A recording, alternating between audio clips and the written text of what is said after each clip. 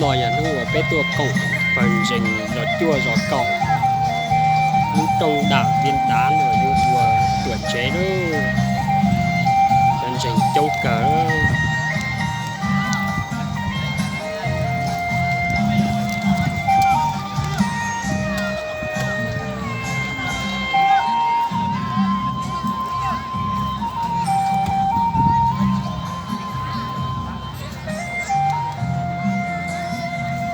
Hôm nay là ngày lễ đảo Viên Đán của chi hồ Nông Lạp thu 9 thu 10.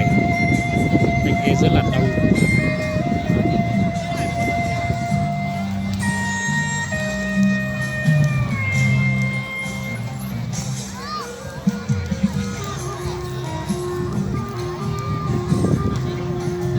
Đây là lần đầu tiên của nghề Hơ Mông chúng tôi được xây dựng nhà thờ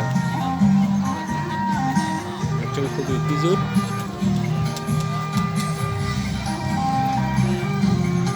Đây là không phải nhà ngũ nha, nhà thờ này là nhà sai á.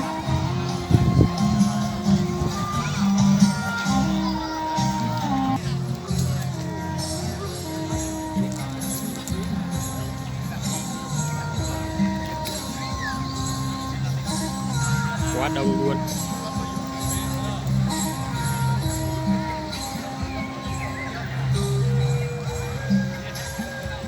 Các vị mục sư và ban chức sự từ trong tỉnh Đắk Nông đến dự đông đủ nha.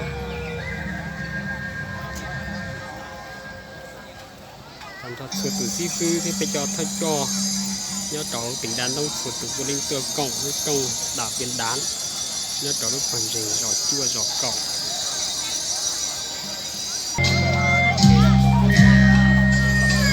Này là chỉ hỏi mong mó đó, họ tới ta tổ cái chạy về hỏi qua chữ tả là